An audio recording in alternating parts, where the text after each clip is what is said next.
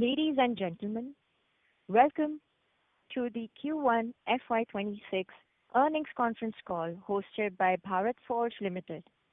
As a reminder, all participant lines will be in the listen-only mode, and there will be an opportunity for you to ask questions after the presentation concludes. Should you need assistance during this conference call, please signal an operator by pressing star, then zero on your touchtone phone. Please note that this conference is being recorded. I now hand the conference over to Mr. Amit Kalyani, Vice Chairman and Joint Managing Director, Bharat Forge Limited. Thank you, and over to you, sir. Good evening, ladies and gentlemen, and thank you for joining our Quarter 1 Analyst and Investor Call. We are definitely in very interesting times. Given the undercurrents, I would take you through first the numbers, and then our team will take your Q&A. I have with me our finance and investor relations teams.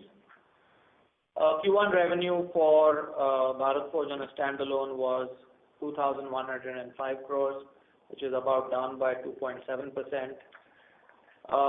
The uncertainties around the whole tariffs have created a lot of disruption in the global outlook for automotive global in the US and worldwide.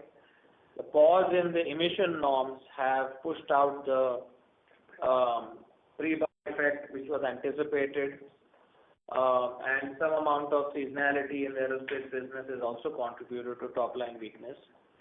Standalone EBITDA in Quarter 1 was 588 crores, which is about 6.5% lower due to low utilization and a different product mix.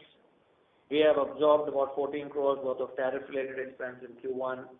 At a consolidated level, Q1 revenue was 3,909 crores, which is 1.5% higher quarter on quarter. EBITDA moved up to 682 crores, which is a margin of 17.4%. And the consolidated performance showed an improvement on the back of better profitability in the overseas business and reduction of losses in the Kalyani Powertrain. During the quarter, we have secured new business worth about 900 crores, which is Bharat Forge 429, Defense 269, and JSA about 149. On the overseas subsidiaries, our EU aluminum operations were stable. Utilization levels are at about 70%, and we had an EBITDA of about 33 crores. The US aluminum business had a fairly decent quarter driven by operational efficiencies and better utilization, with the second consecutive quarter of positive EBITDA margins of 6.1% in Quarter 1, and current utilization levels for the aluminum business is also about 70% of phase 1 volumes.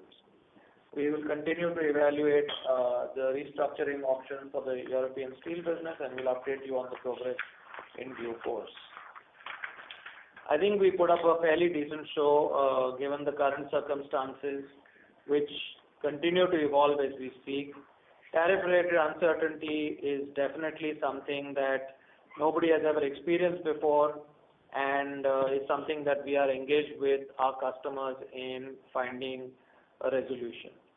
I just want to highlight to you that only about 1/3 of our exports from our Indian manufacturing, that is Bharat Forge, that is India manufacturing, which is BFL plus industrial plus defense, etc., were to the United States in Q1. Our overseas aluminum operations have turned a corner driven by high utilization rates and better operating metrics. In India, a wide portfolio across steel forging, ferrous and aluminum casting is helping us increase our content per customer across sectors and geographies. In the medium to longer term, you will see the center of gravity shift back to our India operations as manufacturing in India becomes larger and more lucrative, and we are already seeing opportunities emerge for machine tools for supply to emerging sectors in domestic market as well. Our acquisition of the American Axles India CV assets is another step to build upon our India bet and to add more value-added product in our lineup. This gives us access to the thriving light commercial vehicle and SUV segments as well. In addition to manufacturing facilities, these assets provide us with vital engineering know-how to design axles and approved axle designs.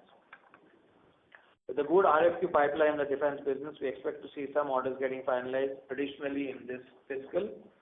Q2 looks a little weaker, driven by US exports, and hopefully marks a low for this cycle. Second half should be better than the first half. Talking about the rest of the year, we expect that aerospace should continue its 20+% growth annually YOY. This business has limited exposure to the US market. American Axle should add about 1,000 crores to the consolidated top line for the year. We will see it consolidate from Q2 FY26. Steel Europe, as I mentioned, in 6 months we will have a roadmap in place which will outline the entire process that we will undertake for this. Q1 in JSA is a seasonally weak quarter, aggravated by tariff uncertainty and some amount of slowdown in the renewable energy sector due to the pullback on renewables in the United States.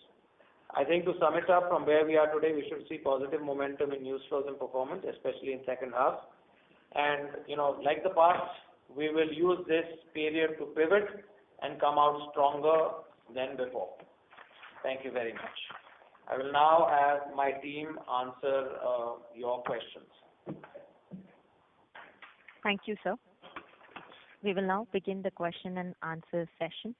Anyone who wishes to ask a question may press star and 1 on their touch-tone telephone. If you wish to remove yourself from the question queue, you may press star and 2. Participants are requested to use handsets while asking a question. Ladies and gentlemen, we will wait for a moment while the question queue assembles. The first question is from the line of Mr. Kapil Singh from Nomura. Please go ahead, sir. Yeah, good evening, sir.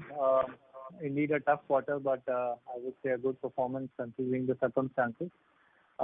Just wanted to ask you regarding the tariffs, firstly a more fundamental question. Who bears the tariffs? Is it, distributed across the entire chain of customer, OEM and suppliers? Does Bharat Forge need to bear more? Just, your perspective on this thing. So you're asking essentially how is the tariff compensated? Who is paying? Yes, yes.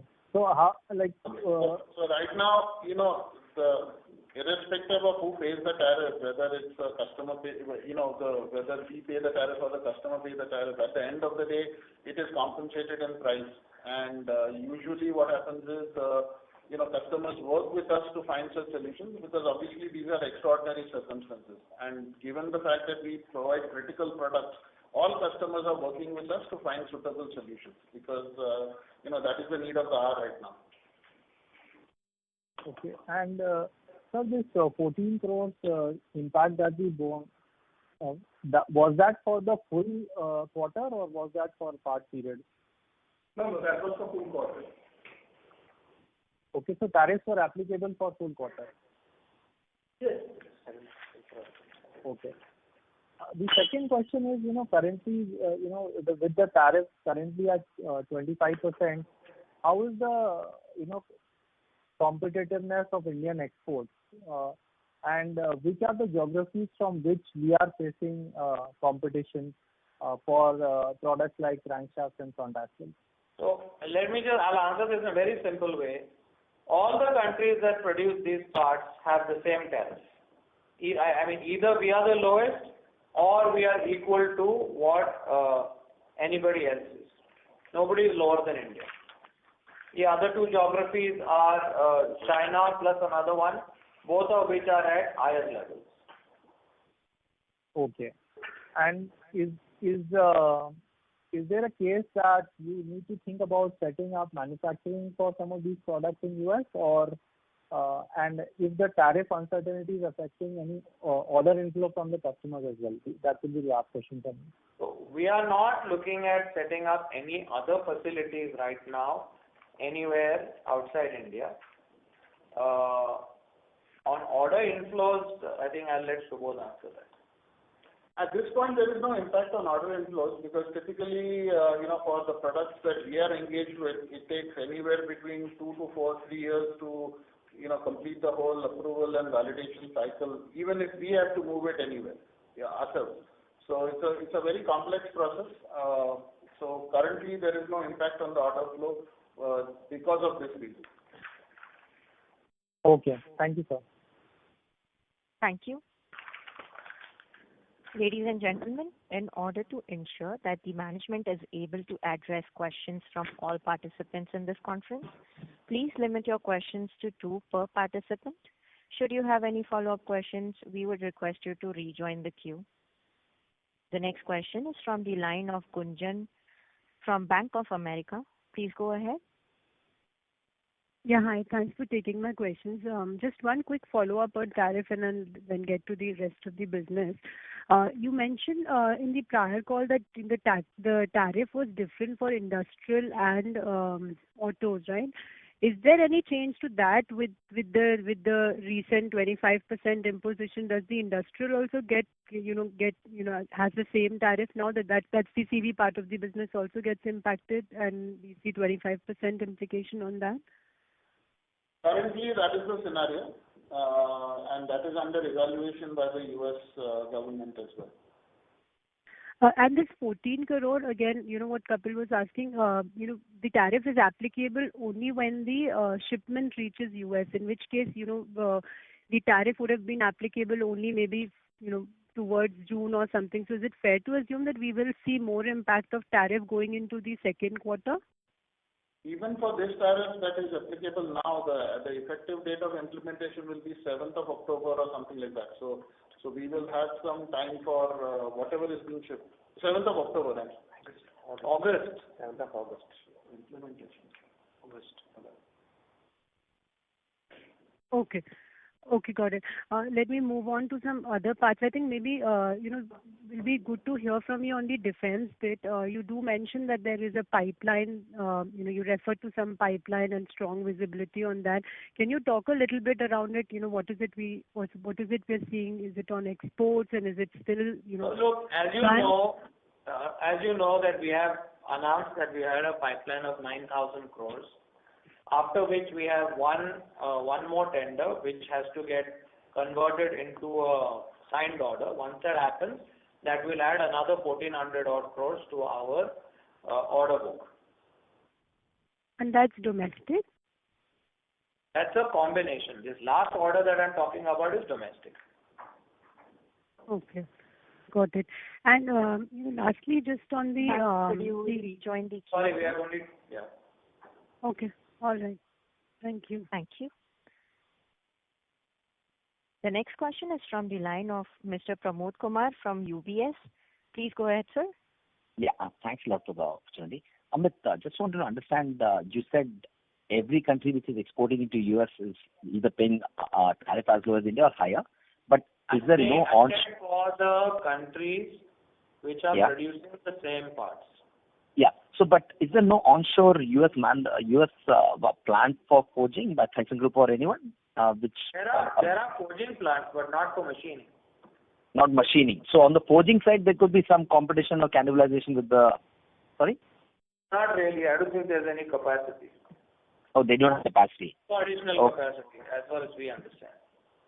Fair enough, sir. And yeah. And you did talk about second half being better than first half. Just trying to understand the reasoning behind that, and also within the first half, how should then one look at 2Q versus 1Q, sir? If you can just help us, it will help us navigate this uncertainty in a much better way. Honestly, look, the tariffs were announced 3 days ago. Okay, so I think we have to wait to understand the overall situation and then come back to you.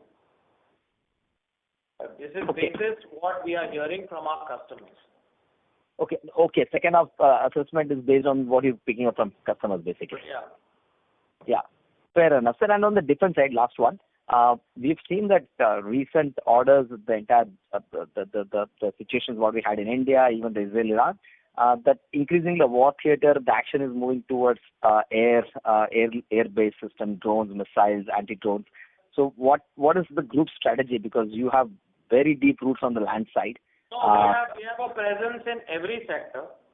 Yeah. As you are aware, we signed an agreement with a company called Turgis Gaillard for mail drones. Yes. We have a solution right from mail to super light drones. So we have an entire range of airborne unmanned aircraft. We have for land-based unmanned products and for water-based unmanned products. And if you can just help us understand, out of the defense order backlog, including the 1,400 crores what you're talking about, how much will be the component of non-land systems? Sir? Because ATACS is normally what everyone associates Bharat Forge with, and even the carbines. So if you can just help us understand the split.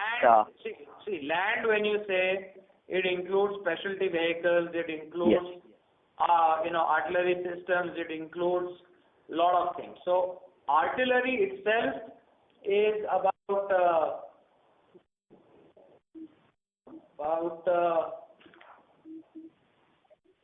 4,000 crores. Artillery alone.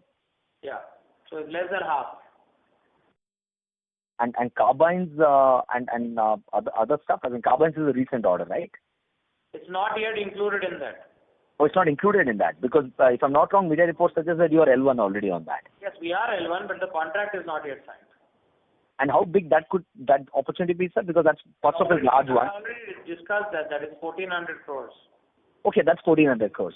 And is the market much larger for such carbines? Because I believe there are procurement at the state government level. That's only 200,000. Yeah, sounds good. Thanks a lot, sir. Wish you all the best. Thank you. Thank you. Thank you. Participants, you are requested to limit your questions to 2 per participant. Should you have any follow-up questions, we request you to rejoin the queue. The next question is from the line of Ameen Pirani from JP Morgan. Please go ahead, sir. Yes, hi. Thanks for the opportunity. Am I audible? Yes. Yes, sir. Yes, hi. 2 questions. First of all, on the U.S. aluminum profitability, does this business get any benefit because the U.S. has imposed tariffs on a lot of things? So that from the profitability side, or if you can highlight what is causing the sharp improvement in profitability here. Well, one factor is that our operating metrics in terms of volume, capacity utilization have improved. So that's really fueling this improvement. And, I'm hoping that having a competitive source make in the US will help other US OEMs maintain their MCA requirements. So managing MCA requirements is an important factor. So that should help us with securing new business. Understood. And I think till last quarter also mentioning that there were increases on the customer. Sorry, breaking. Sir, there's a static disturbance at your end. Is this better now?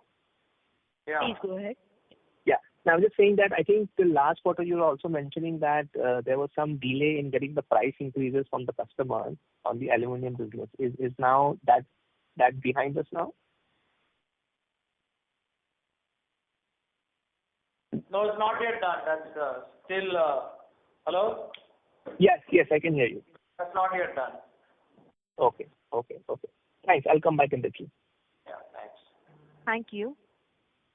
The next question is from the line of Mr. Pramod Amte from InCred Capital. Please go ahead. Yeah, thanks for the opportunity.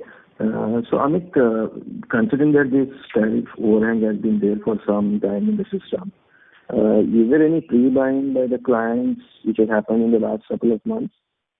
No. Nothing of that sort which you're seeing? No. Okay, thanks. And second, with regard to the US aluminum forging, what is the plan now with regard to the second line of capacity? Are you advancing that, looking at the constant? That's already under implementation. Okay, so it's on time. And trial. It's under installation. Okay, and there also capacities have been booked, or how is the scenario? A little bit, not all of it. We have some empty capacity. We have deliberately kept some capacity empty because we thought that, if there is some positive development on the demand in the US and made in the US that will give us some, leverage in the future. Sure. And the last one is with regard to defense. Considering the recent conflict, how are you looking at addressing or adding up more addressable segments to your defense target for next 3 to 5 years? So we are working on multiple areas. We are working on right from as I mentioned earlier, drones, right from air, land, and sea to air defense to naval guns to lots of other advanced systems. And within all these systems, we will have high domestic content. So that's our goal, to have a broad-based business. Sure. Thanks a lot. Thank you. Thank you. The next question is from the line of Mr. Kapil Singh from Nomura. Please go ahead, sir. Yes, sir. Thanks. Just one follow-up on KSSL revenues. They have come off over the last 4 quarters. Just some, understanding as to what is happening over there. KSSL's revenue, don't look at it on a quarterly basis. Look at it on an annual basis. Because there are a lot of, let's say, lumpiness in this business. So I would look at it on an annualized basis. And we will see a recovery in Q3 and Q4. Okay, so on an annual basis, there should be growth in the revenue. Yeah, that is what we are projecting. Okay. And what percentage of these revenues, or what percentage of the supplies go from domestic for this? Sorry? From the standalone. From here. So from the standalone operations, what is the overlap between the revenues? Yeah, so the forging components. See, the thing is that old orders that have been taken in Bharat Forge will continue to be, let's say, completed from Bharat Forge. New orders will be from KSSL. Okay. But it doesn't make a difference because and KSSL is a 100% subsidiary of BFL as well. Okay. And what about the ATAG guns? Where will that be accounted for? It will be BFL. But as Mr. has also mentioned, we should look at it on a consolidated basis because it's a 100% subsidiary of the company. Yeah, I understand that. Thank you. That's it. Thank you. The next question is from the line of Mr. Balasubramanian from Arihant Capital. Please go ahead, sir. Good evening, sir. Thank you so much for the opportunity. Sir, servers and SMT lines are new ventures, and what kind of business opportunities we are having in coming years? How does this align with government incentives? On SMT, we have, we have electronics as a part of, our business in defense and in EV and other electronics businesses. So, we see an opportunity to make electronics components, subsystems, and also some end products as an opportunity for the Indian market and also as a backward integration for our defense and EV business. So that is why we have set that up, and we are already generating revenue from this, and we will also get PLI for this from, we have applied for the PLI for this, and hopefully that should come through. Okay, sir. Sir, especially in construction, mining, and aerospace, those areas witnessed weak performance.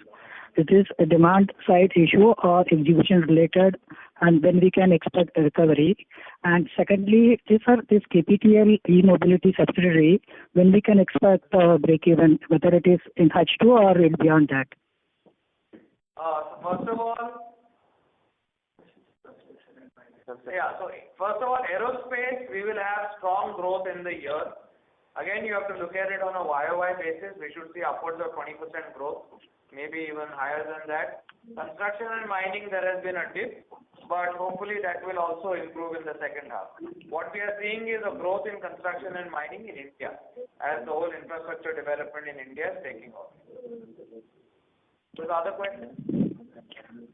KPT, we are working on a few. So first of all, we have reduced our costs and we have reduced our losses. But for the profit, I think, it depends on getting a couple of big contracts going, which we are working on. Let's see.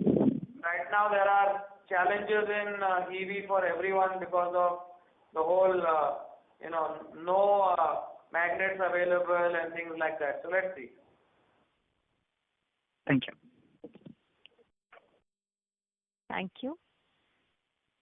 The next question is from the line of Mr. Viraj from Simple. Please go ahead. Yeah, most of the questions have been answered. Just two, three specific questions. Very muffled. Yeah. Is it better now? Yes. Hello? Please go ahead.